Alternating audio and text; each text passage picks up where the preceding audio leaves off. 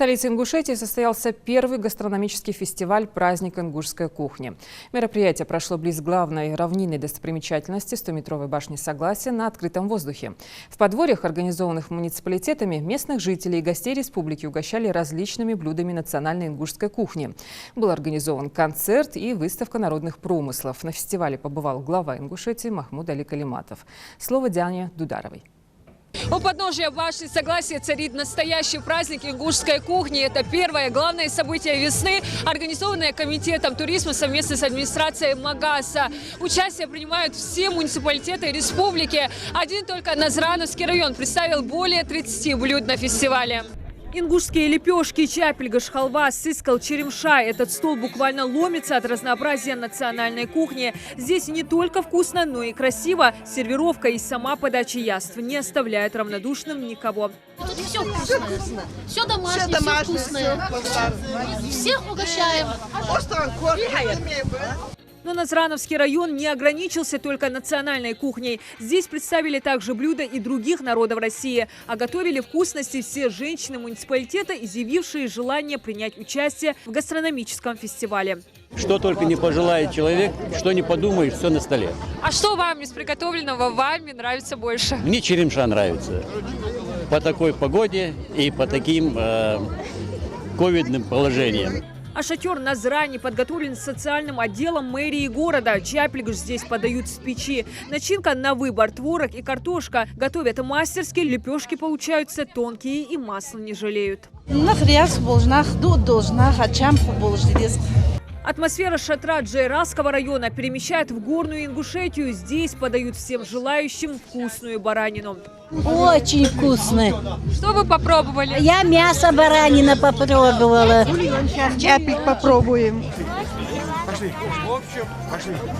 Где ваша кухня? На фестивале побывал и глава Ингушетии Махмуд Али Калиматов. Руководитель региона ознакомился с представленным разнообразием национальной кухни, изделиями народно-художественных промыслов, а также пообщался с участниками мероприятия. Каждый из муниципалитетов не только угощает национальными явствами, но и демонстрирует настоящее ингушское гостеприимство. Оценил его и первый заместитель председателя правительства республики Олег Фурсов. Ему предложили отведать национальные сладости. Я начал вот отсюда движение. Пока пробую только вот это блюдо. Спасибо. Очень вкусно. На площади также организовали подворье, где представлены работы ингушских мастеров кузнечного, гончарного, ткацкого дела. Ассоциация ремесленников Ингушетии представила широкий ассортимент изделий, в том числе ювелирные работы. Помимо этого мы проводим мастер-класс ювелирного дела. Каждый может наглядно прийти, попробовать себя в этом деле. Буквально из проволоки можно сделать красоту, особенно это у нас девчонкам нравится. Можно поучаствовать в викторине, можно поучаствовать в себе в кожевенном деле, попробовать. Так что постараемся, чтобы сегодня люди не замерзли, чтобы было весело.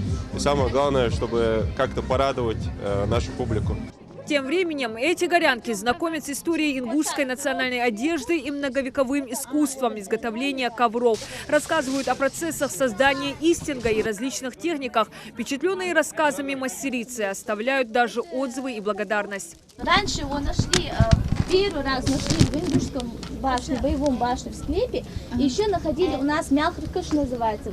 Мне очень понравилось, как она преподнесла вот этот весь свой материал. Очень обобщенно она его осветила. И поэтому рукодельницы работают. И рукодельницы, естественно, девочки умницы, такие красавицы. Однако здесь представлены не только шедевры ковроделия. Это наши мастерицы при помощи сухого валяния валяют вот такие вот красивые изделия. Это более такая современная технология. Вот эта банная шапочка. Обычным туристам она очень сильно нравится, но мы ее используем как для заваривания чайника, чтобы тепло в чайнике сохранялось. У нас есть также новоявленный новодел, вот такие вот панно ручной работы, вот такие вот войлочные изделия, кладчики разного рода, блокноты ручной работы. Площадь перед башней Согласия заполнена жителями республики, съехавшим со всех уголков Ингушетии. Празднику рады все, от мала до велика. Очень празднично, очень интересно, весело. Мы прям получили какой-то разряд. Это все любимое блюдо, все. Вот не могу отделить, что это плохое, что это хорошее. Все люблю наше. Довольны вы праздником? Довольно, очень. Спасибо всем. Сахар.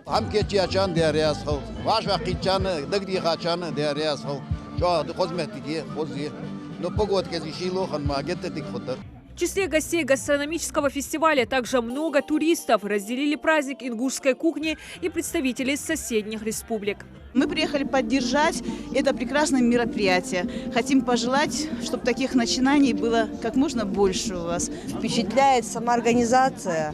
Все подготовлено, все сделано на высшем уровне. И, честно сказать, нас Ингушетия приятно удивила в природном и в историческом, и в своем быту тоже. Муниципалитеты, отличившиеся своей подготовкой, разнообразием и качеством блюд, будут, безусловно, отмечены наградами и подарками. А право выбрать лучшего представлено самим же гостям. Им всем в самом начале мероприятия раздали наклейки, которые необходимо оставить в понравившемся шатре. Они и служат своего рода лайком для участников. Кто больше наберет, тот и победит. Представители комитета по туризму убеждены, что такие встречи объединяют и укрепляют взаимоотношения между жителями и гостями республики. Праздник, который объединяет людей, жителей республики. У нас присутствуют туристы, будут посещать сегодня это мероприятие, которые познакомятся также с культурой, традицией, нашими праздниками, которые организовало у нас Министерство культуры республики. Ну а пока одни выбирают согреться горячим чаем, другие демонстрируют красоту и грацию ингушского танца под инструментальную национальную музыку. Также для гостей организовали концертную программу. Госфилармония Ингушетии в ходе организации тоже сделала акцент на ингушском колорите. Солисты на сцене радуют зрителя национальными костюмами и народными песнями.